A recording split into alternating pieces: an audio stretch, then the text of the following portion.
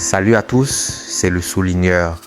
Aujourd'hui, on va gratter une plaie intellectuelle mal cicatrisée. On va parler d'une erreur profondément ancrée dans l'histoire moderne. L'idée que la couleur de la peau serait une adresse géographique. Depuis quelques années, dans mes discussions avec des amis, des connaissances ou des collègues, je défends une thèse simple mais radicale: la pigmentation n'est pas une territorialité. Et il est temps d'expliquer pourquoi. C'est l'objet de cette vidéo. Au XVIIIe siècle, l'Europe des Lumières a voulu classer l'humanité. À cette époque, on ne classait pas seulement les plantes et les animaux, on classait aussi les êtres humains. C'est là qu'apparaissent les grandes catégories chromatiques. Blanc, noir, jaune, rouge. Ce n'était pas de la science moderne. C'était une vision ancienne, rudimentaire, héritée d'un temps où l'on croyait que l'apparence suffisait à définir l'origine, la valeur ou la place d'un individu. Mais cette vision, pourtant dépassée, a survécu. Aujourd'hui encore, on continue à parler des humains comme de nuances de peinture, comme si la peau était une carte géographique.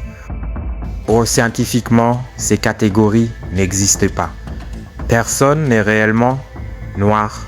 Personne n'est réellement blanc. Il n'y a que des degrés de mélanine, une adaptation biologique au soleil, au climat, à l'environnement. La pigmentation n'est pas une identité territoriale, c'est une réponse physiologique. Et pourtant, face à une peau foncée, une conclusion automatique s'impose: tu es africain. Pourquoi? Depuis quand une protection solaire devient-elle un passeport? Pourquoi la mélanine déciderait-elle de l'origine alors que la langue, la culture, l'histoire et le sol vécu sont mis de côté?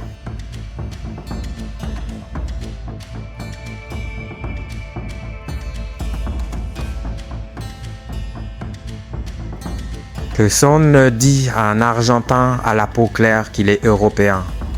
On respecte son enracinement sud-américain. Alors pourquoi cette logique s'effondre-t-elle quand la peau est sombre? Ce n'est pas un débat sur la couleur. C'est une erreur de raisonnement héritée du XVIIIe siècle, répétée sans être interrogée. Voyons maintenant si cette manière de penser est appliquée de façon égale à tous, ou seulement à certains. Regardez les Canadiennes, les Américains ou les Australiens. Leurs ancêtres venaient majoritairement d'Europe. Pourtant, personne ne s'obstine à les appeler des Européens. Un Canadien est Canadien. Un Américain est Américain. On accepte que leur identité s'est construite sur un nouveau sol, avec une nouvelle histoire.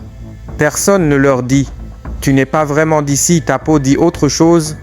Alors pourquoi, quand il s'agit de nous, cette logique disparaît-elle? Pourquoi nous renvoie-t-on sans cesse à une origine continentale que nous n'avons pas foulée depuis des siècles? C'est un deux poids, deux mesures flagrant. C'est pas une question de mémoire. C'est une règle qui ne fonctionne que dans un seul sens. Haïti n'est pas une succursale. Je suis haïtien. Je suis antillais. Je suis caribéen. L'Afrique est un continent composé de 54 pays, de peuples, de langues et d'histoires distinctes. Être africain, ce n'est pas une nuance de peau. C'est une réalité vécue, ancrée dans un sol, une culture, une continuité historique au Sénégal, au Mali, au Maroc. Et répétons-le, l'Afrique n'est pas synonyme de race noire. L'Afrique est un continent. Elle abrite des populations de couleurs, de cultures et de langues très variées. Réduire l'Afrique à une teinte de peau, c'est faire abstraction de sa richesse et de sa diversité.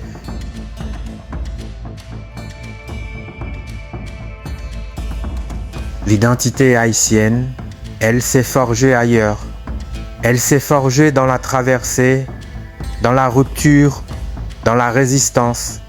Elle s'est forgée en 1804, dans le souffle des Caraïbes.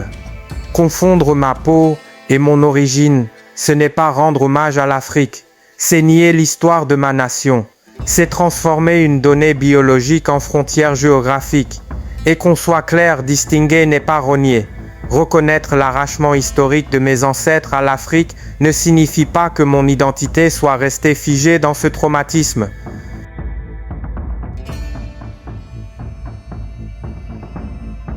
L'histoire ne s'arrête pas à la déportation. Refuser l'amalgame entre peau et continent, ce n'est pas nier l'Afrique, c'est refuser de réduire l'Afrique, comme Haïti, à une simple couleur.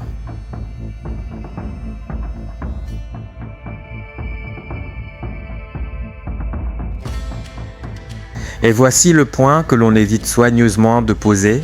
Si être noir signifie être africain, alors que fait-on des millions de personnes en Inde, au Népal, au Sri Lanka ou dans les îles Andaman, dont la peau est aussi sombre que celle des peuples du Sahel?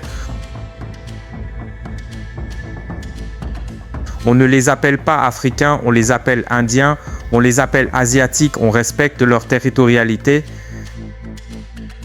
Pas ça non, leur dire que leur pigmentation invalide leur appartenance géographique. Pourquoi?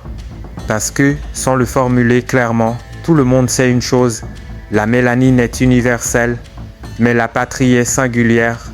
Certains diront que la couleur est une identité politique, culturelle, collective. Très bien. Mais une solidarité n'a pas besoin de devenir une géographie. Une mémoire commune n'exige pas une confusion des appartenances. Transformer la pigmentation en origine, c'est reproduire exactement le raisonnement qu'on prétend combattre. La peau n'est pas une frontière, la peau n'est pas un tampon de douane. Je souligne ceci pour finir. Un Sénégalais est africain parce qu'il vit l'Afrique. Un Haïtien est antillais parce qu'il vit les Antilles. Et non, nommer précisément les identités ne fragmente pas les peuples. Ce qui fragmente, c'est l'amalgame. Le vrai héritage colonial, c'est d'avoir réduit des nations entières à une couleur uniforme. Refuser cette réduction, ce n'est pas servir l'Occident, c'est s'en libérer.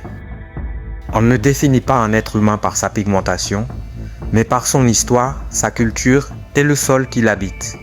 Ma peau raconte mon rapport au soleil. Mon identité raconte mon île. C'était le Souligneur. Réfléchissez-y, définissez-vous un livre par la couleur de sa couverture ou par l'histoire qui est écrite à l'intérieur. Abonnez-vous et soulignons la vérité ensemble.